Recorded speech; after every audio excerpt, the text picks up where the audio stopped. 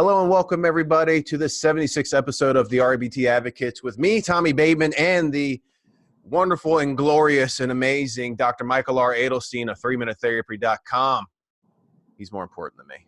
It's just what it is, human rating scale. And that guy right there that you're seeing on the screen is Zach Rhoads. He is co-author of the book, Outgrowing Addiction. You can find his book at outgrowingaddiction.com. Please tell us more about it. Zach? Well, thank you. Awesome to be here, man. What do you want to know about it? I could go so many directions with it, but I want to make sure that I'm working within the confines of your show. Sure. Well, Zach, what I'd like you to start with is the book is Outgrowing Addiction with Common Sense Instead of Disease Therapy. So would you give us a brief overview of the book? And also, would you include in your overview how you and Stanton Peele are defining addiction? Yes, let me actually start by talking about Stanton Peele. In 1975, he wrote a book called Love and Addiction, and you might be familiar with that. He knew you. And so anyway, he wrote, in that book, he pretty much presaged everything that is sensible, by my way of thinking, about the addiction field today, in terms of not seeing addiction as something that is simply a moral failing, and not seeing addiction as something that's completely biomedical. And so from that framework, I have definitely stood on his shoulders when we wrote this book together. We wrote a book about what addiction is and what it isn't. And my work is specifically, my bailiwick is that I work with families and children. And I've done that for a long time without addiction on my mind ever. And the common sense approaches that I use with families and helping kids mature and develop are the same common sense approaches. You might even call them folk psychological approaches that Stanton uses with adults with respect to getting over addictions. We met because I host a podcast called The Social Exchange, which used to be a podcast about children, families, and development. And when I spoke with him, we talked about addiction. And when we realized that our models, mine with respect to development, kids, families, his with respect to adults and their development and maturity and addiction, we realized we were all saying the same thing. So we wrote a book to combine the two concepts. That's being potted, but I think that gives a fairly okay overview. Yeah. And how are you and Stanton defining addiction? Addiction is a relationship that people form with an activity or involvement or a thing, a substance, as it were. We certainly don't limit it to simply talking about drugs. And it's something that people do to, they get it because they feel either relief from something or they feel some elation, they get rewards from this activity, from this relationship that they couldn't generate in other areas of their lives, or at least they thought they couldn't generate. And they do it, and they latch onto this thing, and they for whatever reason do not desist despite the negative consequences that it brings. So that's our broad definition of addiction. Okay, very good, Tommy. The most important thing that I just want people to know is that when we talk about addiction, we're never talking about only drugs unless that's brought to the forefront of the conversation. So addiction for us can be to anything, and it's not something that's biomedical, and it's not something that can be reduced to some sort of a neuro image. It's something that we have to understand in the warp and woof of social events in life. Yeah, it's funny. I actually had a biologist, a PhD biologist, do a lecture on the biology of addiction. And one of the things she said at the beginning, this is a disease. If you look at a cell of a person that's going through addiction, you could see the protein receptors, they're damaged and gone. But in the end, she kind of proved it wasn't a disease, because if you simply abstain from it, the protein receptors come back. I mean, so it's much, much more, as you just said, Zach, more than just a biological problem. Of course, biology is affected by the use of drugs, but there's a moral component, there's a biological component, there's a skilled and developmental component. So I'm glad you're not taking this overly simplistic approach to the problem. And a lot of the time when I was reading your book, I went, oh, you mentioned Angela Duckworth. Okay, I brought that into a lot of my essay groups. Awesome. Positive psychology. Oh, sure. Skill building. Yeah. So wonderful. Comment on that, if you will. Yeah. Well, on one hand, nobody ever gets diagnosed with something through a brain scan. We could start there. And when somebody comes to a clinician, as I'm sure both are well aware, I'm preaching to the choir, but what doesn't happen is that the clinician looks at you and gives you some sort of a diagnosis, which now you say, oh, that's what I am. People come to a clinician or a therapist or a psychiatrist because they have a set of things that are going on in their lives, and maybe negative events or perceived negative events that are happening. And that clinician says, yes, well, we could talk about that in this framework, and maybe they'll give them a diagnosis. So nothing ever starts from a brain scan. Nothing ever starts from a clinician casting a spell upon a person saying that you are now diseased with this, not in a practical sense, not in something that's a meaningful involvement with a therapist. What happens is that people there's no sidestepping the fact that people have to engage with their lives. So you can have any sort of therapy, any sort of drug, any sort of intervention. There's no getting away from the fact that there just is no magical intervention. It's addiction is something that we experience, and it's a life experience, and it has to be contended with in the framework of the rest of a person's life. Now, is that what you mean when you say in your book, Zach, that addiction involves the whole person, not just the brain? Sure. I mean, everything, of course, involves the brain. That's so tautological as to not be meaningful when you say it. So that's the truth. And yes, that is what I mean when I say addiction happens to a human being. Sometimes we forget that.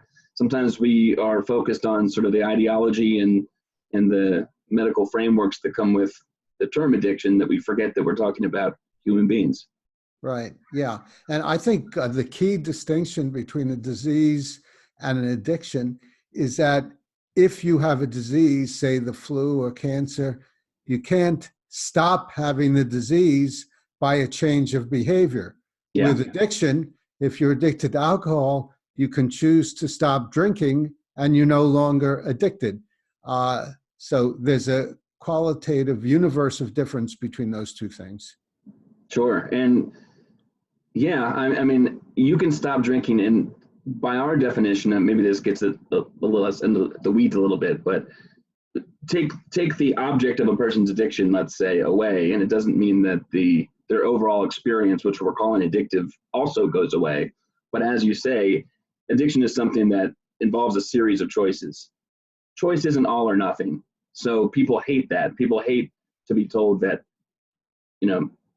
it almost sounds like I'm saying people choose addiction, but we're not saying that. We don't think people choose destruction in their lives. We think people make choices, and those choices lead to one thing or another, and that leads to the experience. And those experiences can be mitigated by making another series of choices away from it, if only people are able to adhere to a certain value system and skill system and have enough resources to make those choices. Yeah.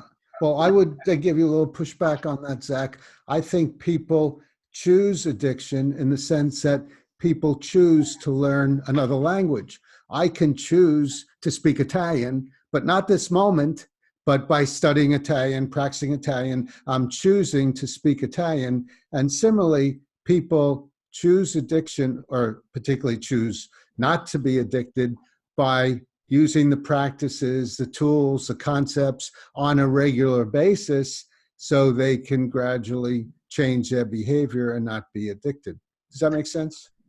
I think so, but we might be trying to say the same thing and going about this differently. I see addiction as an end result of a series of choices. I think that addiction might not be on a person's mind when they make the first of a series of choices that leads them into addiction. Again, I'm talking about addiction as a pattern of behavior, a relationship that somebody forms with an involvement that they pursue despite negative consequences and even destructive consequences. I don't know, I don't play mind reader ever, but I would have to assume that at least some people don't take a drug or begin a relationship thinking, I hope this turns into a destructive involvement. That's what I mean by people don't choose addiction. But if what you mean is that people make choices that lead them to that path and people can make choices away from it, then you and I are on the same page. Yes. I think that's a good modification, Zach, that more likely people don't choose to be addicted. They sort of fall into it, but they can choose to maintain it or choose to do something about it. Read Absolutely. on it, go get help on it. Those are readily available, so it seems like it's a choice not to. Absolutely, and that's exactly, I think, there's almost an element of theft associated with trying to tell people that their addiction wasn't their doing or their fault. It's also saying that's also tacitly telling a person that you fell into this and now you're here and this is where you'll stay. And Right. that's precisely what the book is trying to overcome, is that mindset that people don't have agency. Indeed, we agree with you and your work and the work of Albert Ellis preceding you that people do have an enormous amount of agency. That's all we have. Yeah. Right. Yeah. And if I may, there's something I would like to add. So with addiction, and when I worked with my, because I did a lot of essay work, substance use work, one of the things I like to flesh out is addiction, if you're going to use the term, is multi-pronged. You got the chemical dependency, which you didn't ask for and probably didn't see coming. You didn't say, hey, protein receptors recede into the cell walls so that I have withdrawal symptoms when I don't use the drug, right? You didn't ask for that. You also didn't ask for the encoding of the habit, right? That happened as you kept using and using, but you did make conscious decisions. Right. So there's chemical dependency. If thing going on. If we're talking about drugs, you don't probably have a chemical dependency like we might talk about them practically. Oh. If it's something like a love relationship, say, or maybe a gambling habit. So I know I see what you're saying. It's like or maybe a love of dopamine hits. So at the most. But yeah. So when I say addiction, broadly speaking, if there's a chemical problem in substance use, that's because that's what I'm speaking of generally. Right. There is a chemical part to it. So sometimes saying the word addiction, people will think of many different things when they think of addiction. They think of the withdrawal symptoms. They think of the cravings they get because of that habit that says, hey, do that thing that feels good right now. And you're not even consciously thinking about it. So there's a lot of things going on at once. As I said, my brain was fried, Zach, before we even got into this. So forgive me. But again, as I said, I appreciate your approach here. Now, before I go any further, this is the REBT advocates, after all. And you mentioned Albert Ellis in your last little talk there. What does REBT have to do with outgrowing addiction? Well, REBT is now I'm really preaching to the choir. It's like I'm giving a sermon to the choir. But we are under no illusion. First of all, I'm a young fellow. I'm in my 30s. Stanton knew Albert Ellis as Michael did, and we understand that a lot of the cognitive therapies and the cognitive behavior therapies that people talk about today and that have become mainstream all began with REBT and Albert Ellis. I don't think you could probably link it back to anything further back in history than that. And so one of the things we say in the book is that personal agency is going to have to be at the forefront of a person's maturing out of an addiction. First of all, actually, we explain what is very clear in the government's own data, but also psychological data. The literature is extremely clear that people, if we're talking about drugs, people who do drugs of all kinds, about 80 to 90% of them don't become addicted to them. They use them without too many problems in their lives that they would be called addicted. And of the people who do, about 80 to 90% of those people grow out of their addictions. And so what we were asking is, wow, that's really a majority of people who do drugs and even who have become addicted to them that wind up maturing out of their problems because they find channels of life that are worth pursuing. That leads to two questions. One is, what is that enormous group? What's going on with that group that leads them to maturing out of their addictions? And what's going on with that minority of people who don't seem to be flourishing that we could do? What can we do to help them?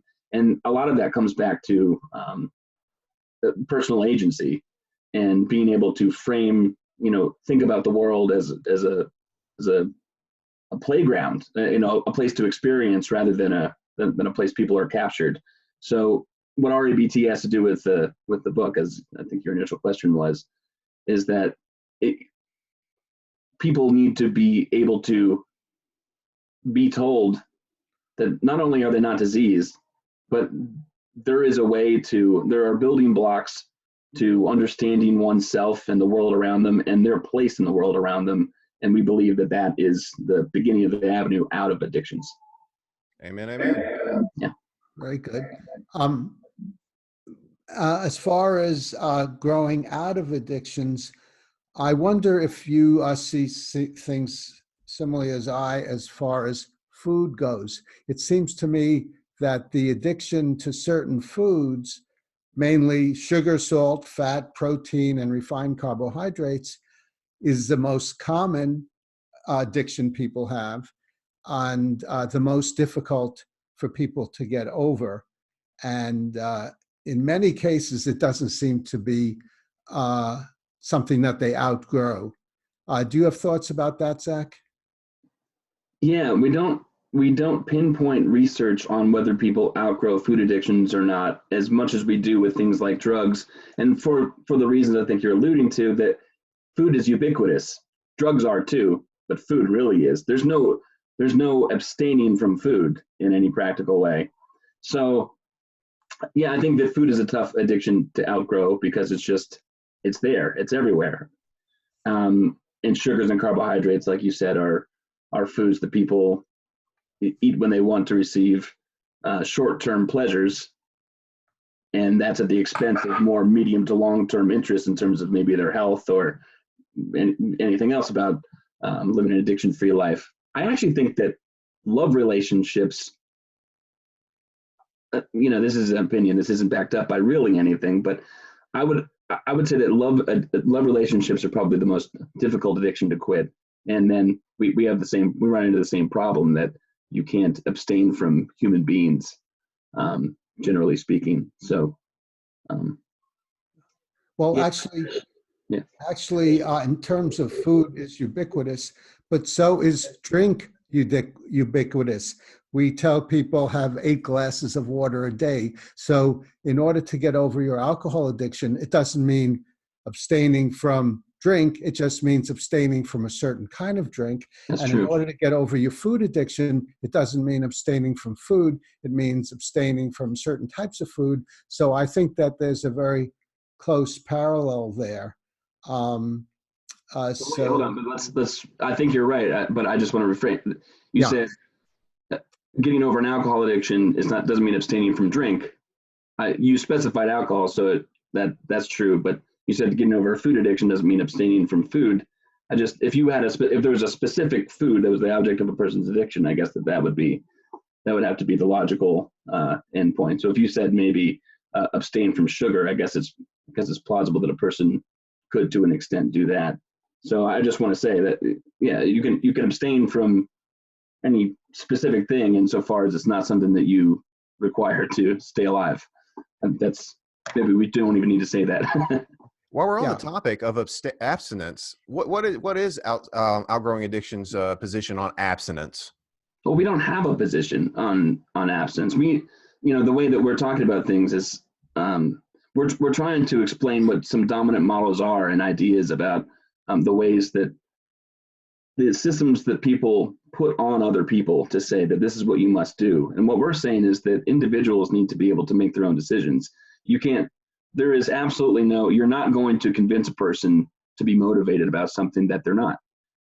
You could be pretty persuasive maybe, but you can't tell a person that if there's something that they believe is important in their lives, you can't change their belief just by telling them that they shouldn't believe it. That's our idea. So we don't really have a stance. If people want to use something or not use something, that's their prerogative. But what we're saying is that we're trying to explain the full range of human agency. And so that's where we lay. So we don't take a position. Awesome.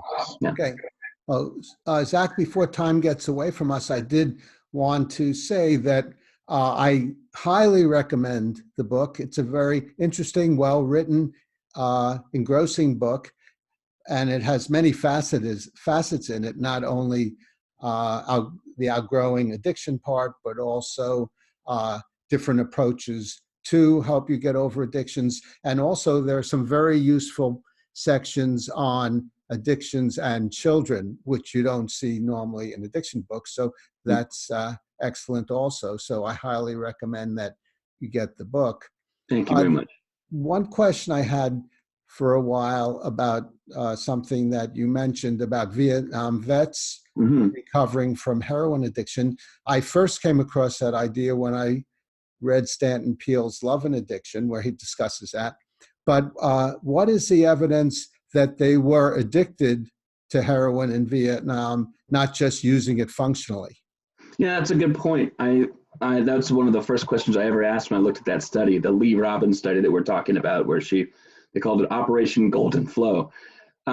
There is not good evidence that they were actually addicted. It's just by the terms that they used then, it would be called dependent on those drugs. And so what that study actually shows is not that definitively that all of those people must have been addicted, meaning that they used this drug despite horrible consequences that came with it. We just don't know. All we know is that they were using drugs like heroin. What the study shows and what we're trying to say is that all of these people were using heroin regularly, and when they came back, they weren't using heroin and they seemed to be going on with decent lives. So you're right. It's a very good point that you're actually the first person to bring it up, and I'm really surprised that those people who were using drugs, we don't know they were addicted. Maybe some of them were. Yeah. I've also worked, you also mentioned in the book that one of the main paths to overcoming addiction is building a valued, constructive life. Yet I've worked, I'm an addiction psychologist is one of my specialties, and I work with, over the years, I worked with many people who have constructive value lives, and yet they're addicted. So is there some kind of contradiction there? I don't know. It sounds like you are saying that there's one, but I think that you could have a set of values that you know that you would like to hold true in your life and still act antithetical to those values. Indeed, a value system is an important ingredient to overcoming addiction, as we say, but it's not the only ingredient. So I'm not sure if there's a contradiction or if maybe you have more. Yeah, no, I agree with you that someone could have good positive values in much of their life, but people tend to compartmentalize their thinking and their acting and their abilities and their intelligence also. So there could be areas of their life that aren't so constructive and valuable when it comes to this aspect. You can go to church on Sunday and sin on Monday. That's right, exactly. We all do. Right. Ask me how I know, right. Yeah, right. Could you tell us about some of you work, one of your specialties is working with children. Could you, for the parents in the audience or the children in the audience, could you give us some pointers and insights about addiction in children and how to help them get over it?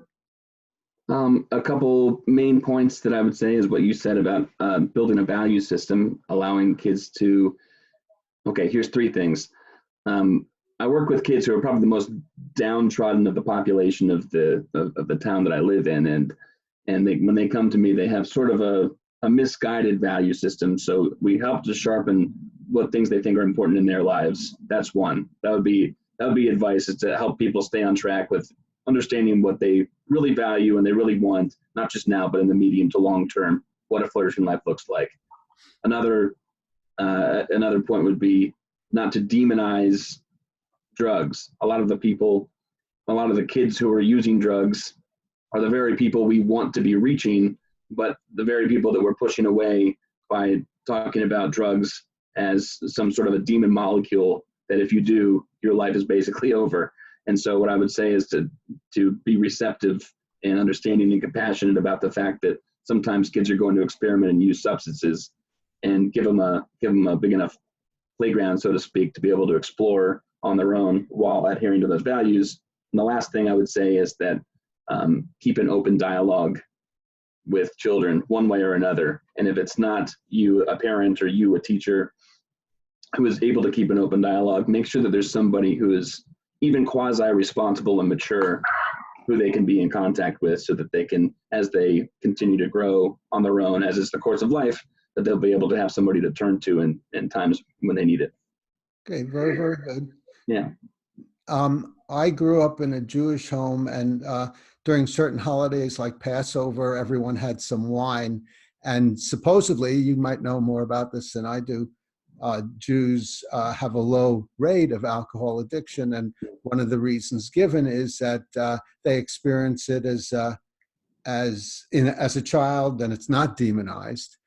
So I was wondering if there's anything to be said for smoking some weed with your kids, or having some alcohol with your kids, or things like that, to help them just see that it's a natural thing in life, but nothing forbidden that they're going to look at as a forbidden fruit that they have to do. Yeah, I don't see that as inherently bad. So, and it could, I could imagine some scenarios where smoking marijuana with a kid who's not even the legal age to smoke it, or drinking wine while breaking bread with a kid who's not old enough, legally speaking, to drink it. I could see a lot of situations where that would be beneficial, because it allows people to drink and to use marijuana in the context of family and understanding, and so that when they go out into the world, that they're able to make sense of this thing, and they're not exploring it for the first time with people who may or may not share their sense of values and what's important, or what's safe, or something like that. I can imagine situations in which that could be destructive and harmful. So it all depends on the context, I suppose. Yeah. What would be a situation or example of the latter? Well, I think that the important part of it is not that we're getting kids drinking at an early age, which I have no problem with, and you may know Stanton has absolutely no problem with, even encourages for some people. An example of the latter where it could be destructive is that if the drinking and the smoking is in a context of using it destructively without good guidance by somebody who's maybe more mature and a role model, I can imagine that being destructive. So I'm not going to throw out that scenario either, even though I'm certainly in favor of a more laissez-faire system and being able to parent that way. I wouldn't throw out the possibility that a parent doing so could do so in more or less harmful or more and less beneficial ways. Yeah, perhaps we should look at the surrounding culture, and what what behaviors and what attitudes and what substance practices are appropriate for the culture that surrounds you, that will prepare you for properly inculcating yourself into the culture and succeeding in your chosen nation or society. I know my Bulgarian theater teacher, drinking wine was a thing, and she was doing it since an early age too. But it was very pro-social at the time. She didn't have any addictive problems. She could drink me under the table, but that was a different story. But yeah, again, but that may not be appropriate for a typical WASP family in Virginia, right? That might not work. Hey, just take a look around, parents. You know. Whatever you teach your kids, it's how are they going to package that and take it with them into the rest of culture, I think is what you're saying. And I couldn't agree more, if that's what you mean. Yeah. Okay, very good. Well, we don't have much more time right now. I want to thank you again, Zach Rhoads, for your great book, Outgrowing Addiction with Stanton Peele. And I greatly enjoyed the interview and learned some things here. Is there any final thing you'd like to say, Zach, about how people can get in touch with you, about your book, or anything along those lines? They might just go to outgrowingaddiction.com, or find me anyone can email me anytime, and I'm very responsive to email at socialexchangepodcast@gmail.com. And I thank you also, Michael, and thank you to Thomas for the opportunity to be talking with you today. Yeah, thanks for joining us. And if you enjoyed this interview, please comment below, give us a like, and subscribe to the REBT Advocates to stay on the rational side of life.